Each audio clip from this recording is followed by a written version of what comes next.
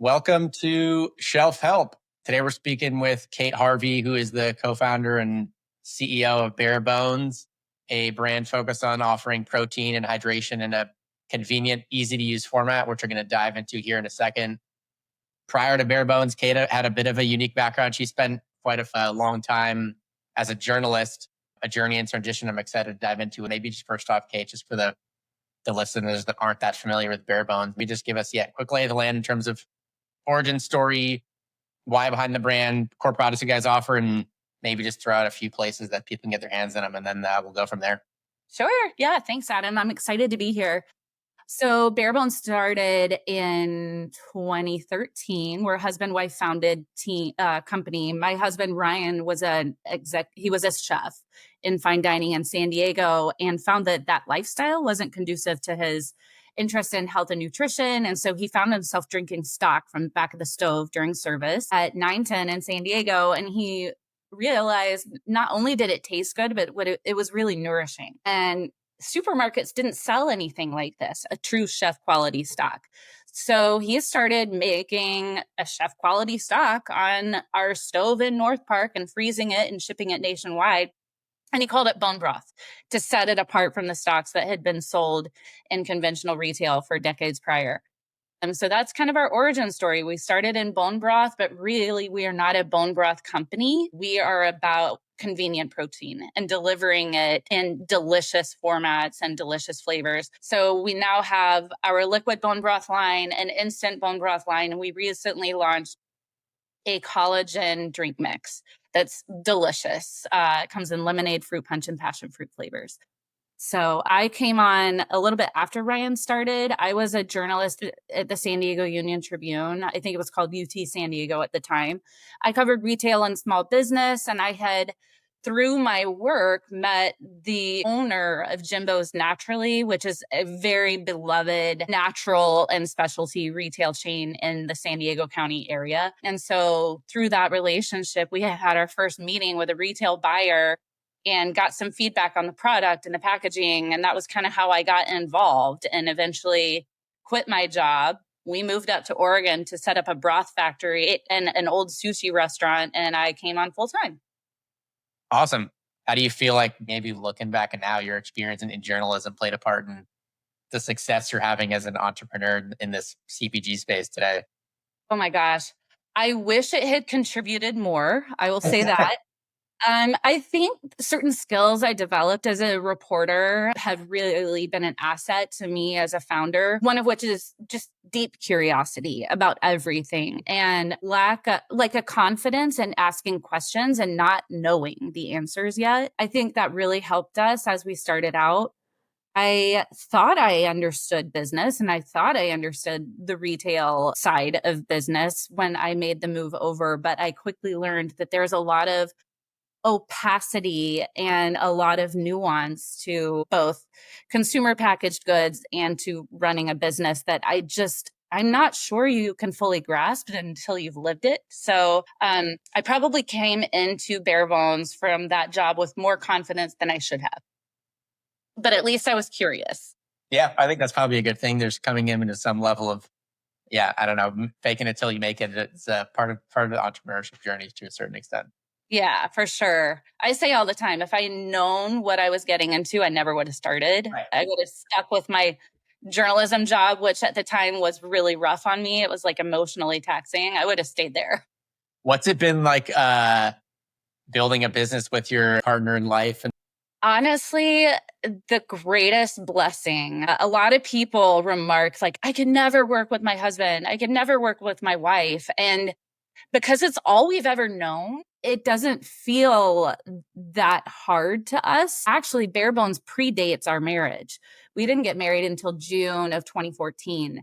So we were colleagues in the business before we were. Yeah. And for that reason, we just kind of, I think in a new relationship and a new season of a relationship, it gives you a lot of permission to revisit ground rules and expectations and all of that. And I think we were just lucky that the business predated everything and we were able to sort of build the marriage around the business in a way that benefited both and gave us like safe spaces we could compartmentalize, if that makes sense. Yeah, totally. That makes a lot of sense. Yeah. Yeah. So that said, it is a challenge. Like it's hard, especially when things are tough with business. It's hard to leave that at work and not allow it to bleed into every conversation that you have. But over the years, as we've built out the team, Ryan and I have gotten progressively better at establishing and maintaining those boundaries. And we just have a very open, honest dialogue. If something, for example, yesterday we were on a date day. We went to a spa and then we had lunch after. And as we were just talking over lunch, Ryan mentioned something about the business. He's like, let me know if you don't want to talk about work right now. And we just have a very open partnership that way. They do bleed into each other. For sure. But we're both okay saying, I don't want to talk about that right now. That's great. That's awesome. Sounds like you guys got a good setup. Rewinding back to some of those early days, I believe the original form factor was the frozen liquid format. Did it take a while to hone in the actual final formulation that you guys are happy with that you wanted to bring to market? And curious what that process was like. Well, that's a great question. Those early days, I don't think it was that hard. Partially because we were the only people doing it. And Ryan had his chef experience and background. He knew how to make a high quality bone broth, a high quality stock. And it's not rocket science. It's just taking fresh vegetables and high quality animal byproduct and simmering it for 24 hours. There were some challenges in the early days with when to add the vegetables to the simmer so that they didn't taste burnt or scorched. Beyond that, it was really not challenging. Our biggest challenges were how to package it for consumption and how to ship it safely so that the packaging didn't get compromised or so that the product didn't get compromised. Those were certainly the biggest challenges. And we were so married to this idea of we've really rejected the science of food because neither of us had a background in the science of food. We rejected the idea that you could make this product shelf stable. And that was one of our early missteps, I think, not being more open to and curious about how the science worked. We really should have gone shelf stable in those earliest days. And one of our biggest competitors did go shelf stable in the earliest days, and they captured a ton of market share because they did that. That makes sense. One of the reasons you made not necessarily pivot, because I know you still have the liquid version, but the expansion into the powdered format for some of those challenges that you expressed. What led you to finally make that decision to make this expansion or pivot?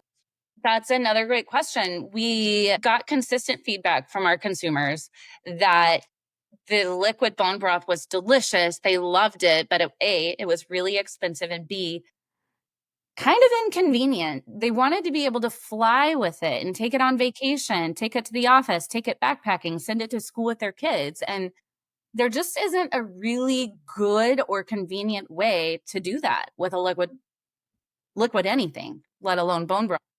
And so we had been considering ways to dehydrate or create a powdered form of our bone broth. And we actually, for a very short period of time, because we couldn't figure that out, we just launched a collagen powder.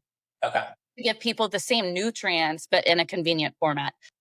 What really was our unlock, and this was actually 2019, one of our angel investors introduced us to a gentleman who has a very close relationship with Kinder's, which is a brand that does a lot of business at Costco. Costco had come to Kinder's asking them to make an instant bone broth for them. It wasn't in Kinder's wheelhouse. It wasn't on brand for them. And they were looking for a partner to bring this instant bone broth to Costco for them per their request. And so these two investors got together and they were like, I know the perfect brand. And so we entered into a relationship with this team, and they helped us innovate and develop the recipe for our instant beef bone broth, which we launched of all times. It was Memorial Day weekend of 2019. It's hot. It's not the ideal time to launch a bone broth, but we launched it in Costco and on Amazon simultaneously. And within a month, that instant beef bone broth was the top selling beef broth on Amazon, which is pretty monumental for us. And it kicked off this flywheel that has never stopped. Man, that's awesome. Was it to maintain the same flavor and the same experience that customers were getting in the liquid format to convert that into the powder format? Was that a tough process? Sure. Yeah. It's funny. A lot of people assume that we take our liquid bone broth and we just like dehydrate it. Right. That is not what happens. It's a totally different supply chain and process of manufacturing. So we're starting with the individual ingredients that are already dehydrated or spray dried and agglomerated. And we're mixing those to make an entirely new product that does have the same nutritional profile as our liquid bone broth. So in a lot of ways, it's easier. In some ways, it's harder. And we're learning anew every month how difficult it really is to make this product in a way that tastes good and performs well and can be packaged in a convenient way. We've kind of been baffled, honestly, that we don't have more competition, and it's because it really is challenging to make a dehydrated bone broth product taste delicious. So yeah, it was a process. I think we went through at least 12 iterations of the instant beef bone broth before we launched that. And several months later, we launched instant chicken bone broth, but we weren't thrilled with it. It wasn't the perfect final formulation. It is now 6 years later, and we have launched what I believe is our final version 6 formulation of instant chicken bone broth. That's what I'm drinking right now, and it's delicious. But it took us 6 years and 6 versions to figure it out. Yeah, that's a bit of a journey. I know you spoke a fair amount about the journey, nightmare, however you want to describe it. You went through with I think you might describe it as a co-packer middleman. So we don't have to catch that whole saga in detail, but maybe just based on that experience, what are some recommendations you might have for some other up and coming founders and brand owners that are about to start the search for a co-packer, and once they find one, actually engage with one? Man, yeah, that's it's a tricky one. There are a lot of pitfalls with co-manufacturers because I alluded earlier to the opacity of this industry. It can be hard. It's not like you can get on Google and find a co-manufacturer very easily and vet them and determine if they can make your very specific nuanced product in the way that you want it made. It's just not a thing that exists. It is getting a little bit better, but co-manufacturers are stuck in the 20th century. And so to get an introduction to one or to find one can be really challenging.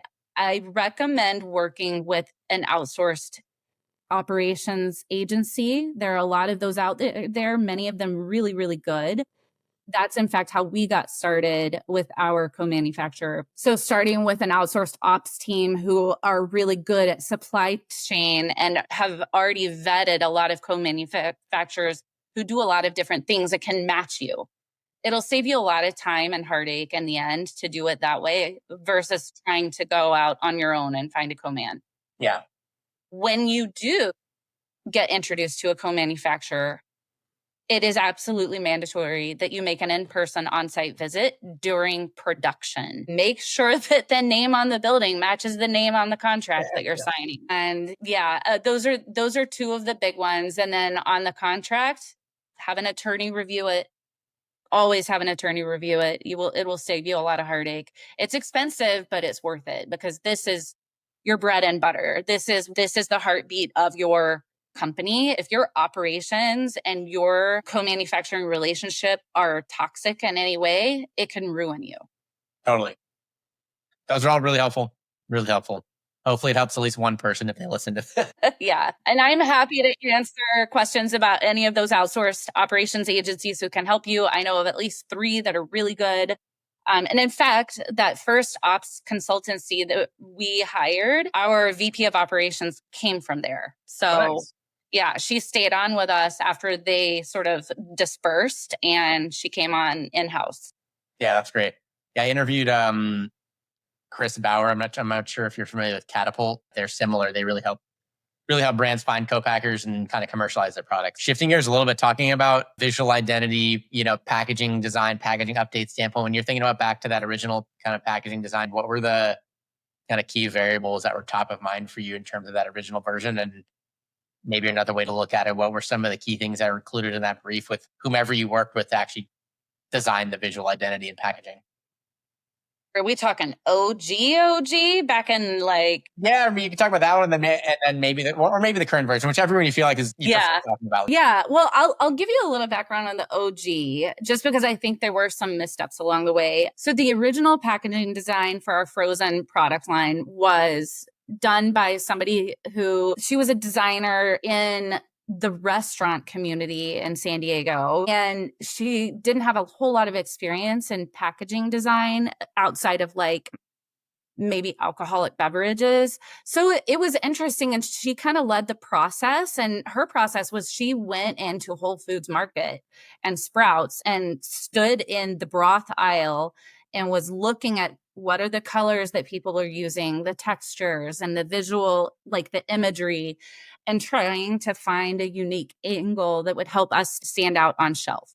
And that was what sort of drove her. And also, how could we tease out this idea of bare bones and sort of like that ancestral ritual surrounding how you take the bones of an animal and simmer them down? So what we came up with was a very sort of Egyptian inspired, hieroglyphic inspired, like visual identity that was really rustic and masculine, and maybe didn't follow the rules of great packaging design. So we used that for several years. And that was fine because we were a very mom and pop homegrown brand and we were just selling direct to consumer. When we took our first round of investment a couple of years later, our investors felt very strongly, and several of them came from CPG. They felt very strongly that we needed to do a brand overhaul. And so we worked with an agency out of Austin called Tarmac, and they sort of helped us restart the brand in a way. 2020, I think. Is that right? No, this one was 2016 to 17 Okay. that they helped us with that. Got it. Yeah, so we've been through now 3 major overhauls of the brand. That one we felt was it was a really solid brand, and that gave us the bare bones blue, which we feel like we have a lot of equity in now. But then in 2020, shortly after we launched the instant bone broth, we felt we needed to evolve a little bit further because a lot of the prior identity had been built around just bone broth. And we really leaned into the animal imagery on pack. And we found that was off-putting to consumers. They didn't want to see the face of the cute little cow before they drank the beef bone broth. So we worked with the Mac and Roni, Ron and Mackenzie. They're a married couple in New York, and they sort of helped us to tweak our visual identity, and it works so hard for us now. And we removed the animal from the front of the pack. We had a window that you could view the broth through in the liquid bone broth, and we gave it a much cleaner design. We used vegetable illustrations, and for the instant bone broth, we showed the instant bone broth stick on the front of the pack. And our velocities surged after we did that. Yeah, I think I read it was like 20 to 40%, which is pretty crazy. Yeah, it was wild. And that's on the liquid bone broth. The instant bone broth, it was harder to do like a before and after of velocity because, again, that was primarily a club and Amazon brand or Amazon product line at the time. Yeah. And so by that time that the latest rebrand in 2020, once you made that decision to, yes, we're going to do this, like how long did that whole process take of going to the rebrand when you felt like it was ready to bring to market? Man, that I don't recall. One of our philosophies at Bare Bones is always be improving, and we're always in pursuit of perfection. And so we're kind of always working on packaging. That said, these big packaging overhauls that we've done like 2 or 3 of now, I think each of them took at least 4 months to dial in the actual packaging and design and agree on a direction. And then a few months to apply it to all of the packaging. And then you're rolling it out, which is always messy. So a year a year and a half. It's a long process and it's really painful, but worth it. Yeah. Thinking back to that, maybe the most recent one in 2020, what were some of the more like decision points that were more contentious internally or required the most debate, whether it was just between you and Ryan or maybe with that team or yeah. Yeah. So one of the suggestions from one of our investors was changing the name. Oh, that's yeah. We were just bare bones with bone broth under the name sometimes. One of the investors wanted us to become bare bones nutrition. And we felt that that signaled something different from the actual strategy and the heart of the brand. Our approach is always to deliver nutrition, but we're food first, food and flavor first. And positioning it as bare bones nutrition made it feel like a supplement brand. So I would say that was the most contentious, but it wasn't even that contentious. We're really, really fortunate that our investors have been very deferential to us over the years and given us a ton of autonomy in running the brand. And then there was a little pushback on, we use a lot of white as the backdrop to our packaging. And it's a little bit counterintuitive because most brands in CPG look at a white package and they think private label, but we really wanted to communicate the cleanliness and the like bare bones. We've stripped everything out that you don't need and we're delivering everything you do need. So there was a bit of debate around the usage of white in our packaging design. Those were the two biggest contention points. Yeah, that makes sense. Those don't surprise me. Now that you've gone through this 2 or 3 times, yeah, let's just say I was a new brand leader at a fast growing CPG brand like Bare Bones, but maybe a few years behind. I told you I'm considering a packaging refresh. What would be like a few questions you might ask me just to help me decide, even if this is the right strategy to do in the first place? One would be, where are you selling your product? And two, why do you think that you need to do a packaging refresh? What are the data points that are making you suspect that or feel that? Three, what's your budget for a packaging refresh? For what is your brand strategy? And that's something that we're learning now in a way that we hadn't before as we're going through yet another visual identity refresh. The strategy should drive everything. Totally. So if you don't have your strategy dialed in, you're just treading water and spinning your wheels to evolve that visual identity. You need to have a really good reason to do it because, again, it's expensive. You're inevitably, and we have a kick-ass VP of operations, inevitably, we end up having to throw away tens of thousands of dollars of packaging every time we change it. And then another thing to consider is, who is your regulatory compliance partner? Because you want to make sure that you're in full compliance with all of your regulatory agencies when you make any packaging updates, because again, you can't afford to make mistakes. Right. Totally. No, those are all very helpful. As you were thinking about whether it's the most recent one or some of those other ones, how did you think about that need for like balancing, obviously you want a fresh look for a reason, but also keeping some of those familiar legacy brand elements for, the existing customers that really resonate with the brand. And also, when they're walking down the aisle, making sure they can continue to find it and not get lost. Yeah. This is always, we call it's high stakes, right? The bigger you get, the bigger of a deal it is to make a change. So really identify what the brand elements are that people recognize and resonate with, and preserve those as much as you can, and or hint at them in any evolved identity. So for us, we felt on the last round of packaging that it was our bare bones blue that was really the thing that people identified as, this is bare bones. Even if they couldn't see the logo, didn't see the logo, maybe didn't read the packaging, they knew that was bare bones. So that's one of the equities that we've really held on to through every packaging design round that we've done. Yeah, that makes sense. I think you, correct me if I'm wrong, but I think you did like that most recent, the 2020 rebrand, you did that big unveil at ExpoWest, I think. Yeah. seem like it's a great event for these types of things because you got all the important stakeholders in the same place and you can get their attention. But it seems like maybe on the flip side, because every brand is there's so much going on, it can potentially be hard to rise above the noise to a certain extent. Yeah, I have such mixed feelings about ExpoWest. I will say, if you're planning to go to Expo to get new business and have an ROI, I don't think that is the purpose of ExpoWest anymore. It's certainly not what it delivers for brands.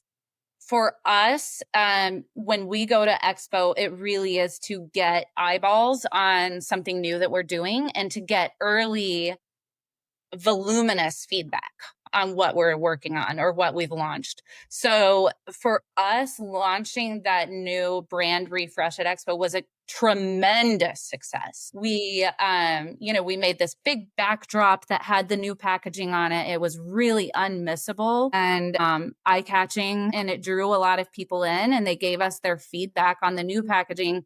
Meanwhile, to speak to the difficulty of rolling over to new packaging, we were handing out samples in the old packaging. So we were getting feedback. It was almost an A/B test on the two packaging designs. And we got a lot of confirmation that we were on the right track to make that packaging switch.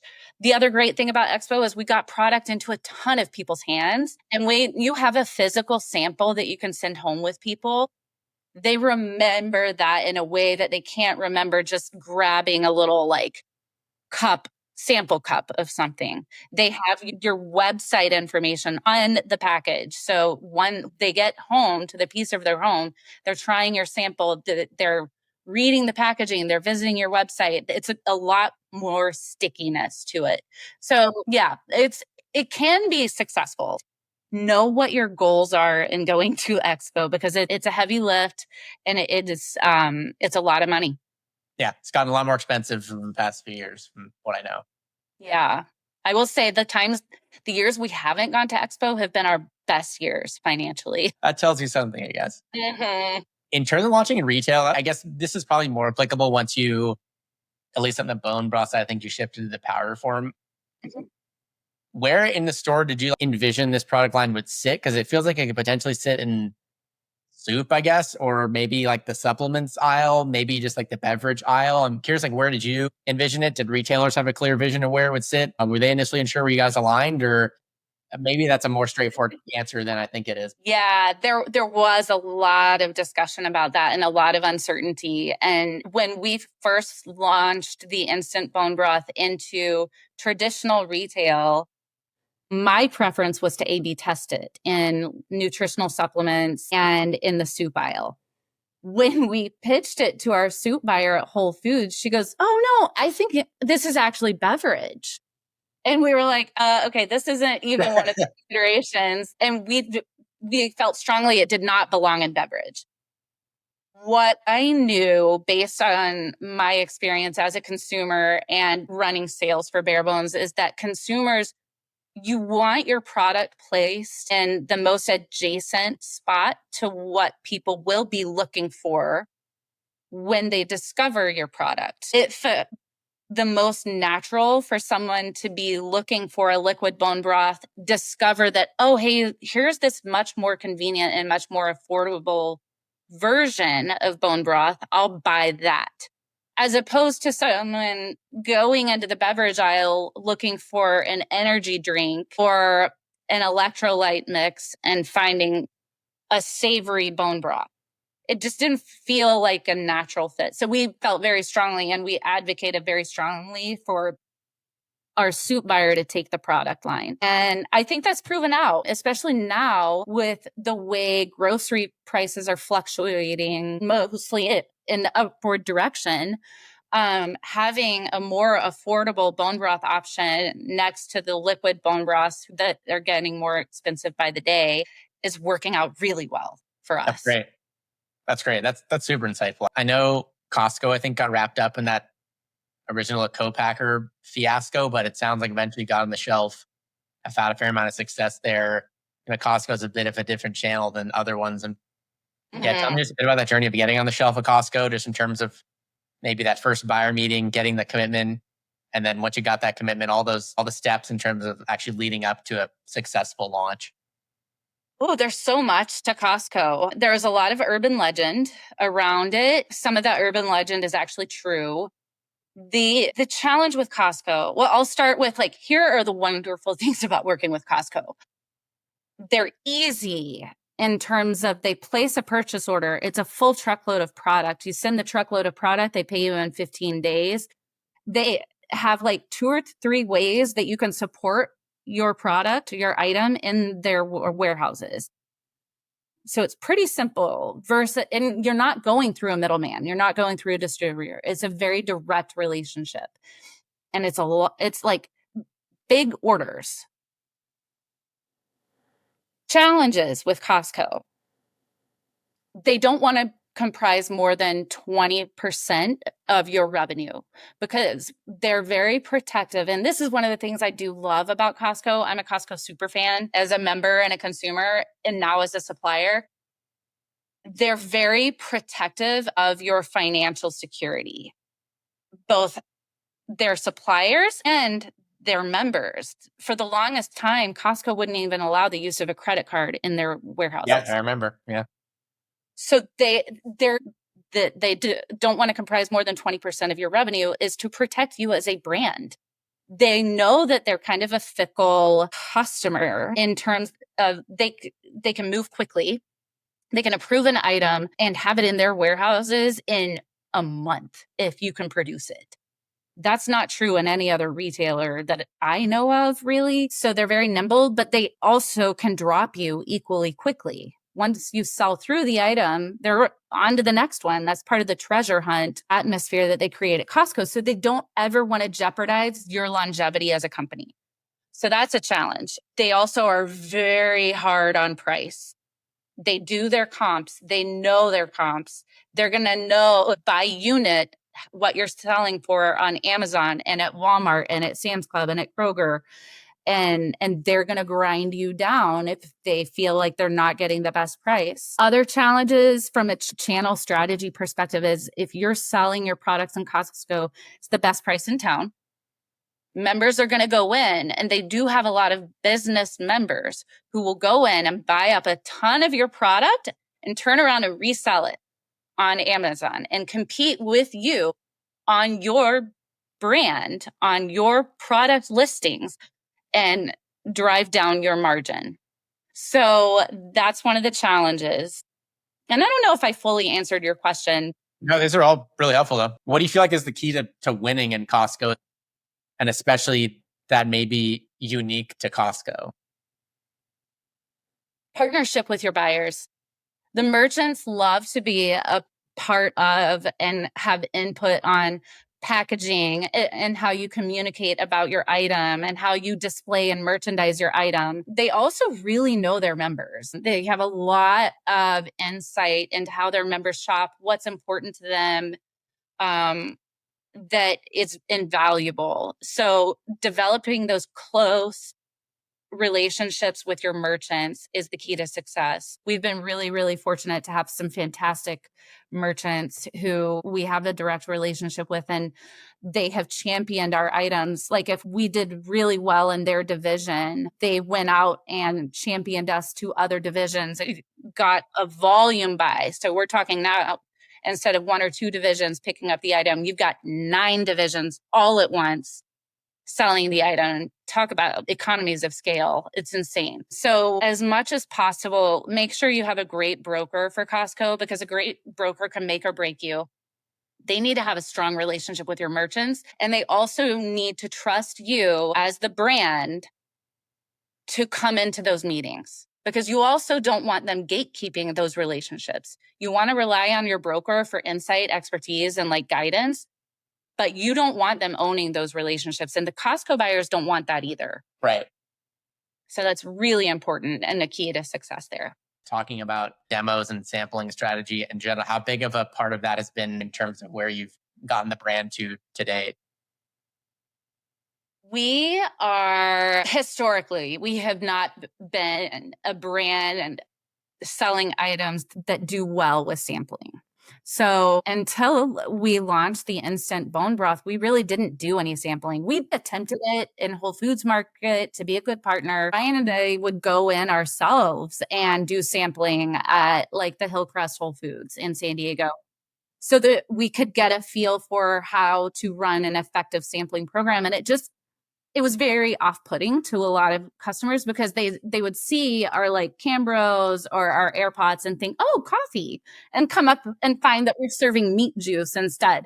So we didn't really lean into sampling in retail ever. We did do a lot of demos at Costco in the early days and with mixed success. Those have never really driven velocity. It's more of an awareness thing for us personally, just again, because of that initial reaction to being served meat juice. What has been the huge unlock for us is taking those instant sticks. It's a single serving of instant bone broth or collagen drink mix and finding partners and who service a similar demographic to ours, partnering with them to get those samples into the hands of their consumers. We've partnered with the Lift Box, for example. We've partnered with Snack Magic, all of these like subscription box type things where people are looking to discover new items that meet their health needs or make their health journey more exciting. So that's been a huge unlock for us. We're also partnering this year with Mammoth March, which is this long distance like trekking event that they do all over the country. We've partnered with them to provide samples for those events. That's been the type of sampling that really drives velocity in every channel for us and brand awareness. And again, it's that take home thing too. So then your brand is sticking in their minds. What have you guys found in terms of driving sell through and maximizing velocity? And what have you found are some of the key kind of tools or strategies you found that have the most impact? The biggest things tactically lately, well, it depends on the retailer, but almost universal. This is a universal truth. When you do deep discounts, you drive trial. So having a deep strategic promotional cadence in store has been our most effective strategy. Outside of that, it really does depend on the retailer. At Whole Foods Market, we have found off-shelf display to be incredibly effective. It's also highly competitive to get off-shelf display, like end caps, or they call those wings. It's competitive. Every brand wants that placement. It's also incredibly expensive. So you need to know your ROI analysis and know how much it's really going to cost and what velocity lift you need to see after for it to really pay off.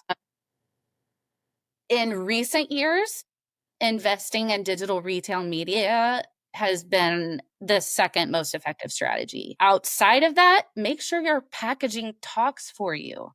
Make sure it is the most important marketing you're ever going to do, in store, out of store, anywhere. So make sure that your packaging is working its butt.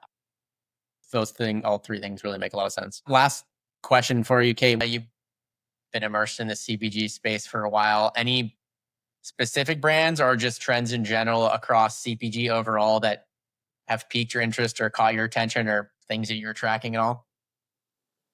Always, for a long time, it was the sparkling water, which is still somehow growing, I think. Like the sparkling water category has always been really interesting to me. And I had this idea for a brand, if it had the bandwidth to do this, married sparkling water with like aromatic bitters. So supportive of your gut health kind of a thing. I think someone's already doing that. I've run out of time to be the first to market on it. So yeah, sparkling water category is super interesting. Hydration in general. It seems like most people are eager to address their hydration needs in various ways. And there's a lot of interesting innovation coming out that way. And you've got all kinds of electrolytes and collagen drink mixes that are playing in that space. Another really interesting one is the grain alternative pastas and anything that has protein infused into it or delivers a lot of protein, a significant amount of protein. Like Banza is one of my favorite brands right now because my kids don't eat much of anything that we like to eat. They don't like vegetables. They don't like to eat meats a lot of times. So like, how do I get protein into my kids' bodies besides bone broth, obviously? So Bonza is really interesting, and Goodles and like all of these. I just think it's super interesting when a brand or brands come into a sleepy category and find a way to disrupt it. And there are so many categories in the store still ripe for disruption. Like, who's making the better for you Jell-O? Nobody. Great point. I've yet to hear one about those. Yeah. Yeah. But it's just, I'm fascinated by anytime someone's disrupting. Totally. Yeah, I'm on the same page. What's the best place for people to follow along with you specifically? And then also best place to follow along with Bare Bones as well? Probably the best place to follow me is on LinkedIn. I'm Catherine Harvey on LinkedIn. And Bare Bones, you can find us on LinkedIn, on Instagram at Bare Bones Broth, and on Facebook at Bare Bones Broth. And then our website has all of the retailers you can find our products in. We have a really slick store finder, can explore our story, our why, our recipes, and find other ways to follow us there. Awesome. Well, thanks, Kate. It's been awesome. Appreciate the time. Yeah, thanks, Adam.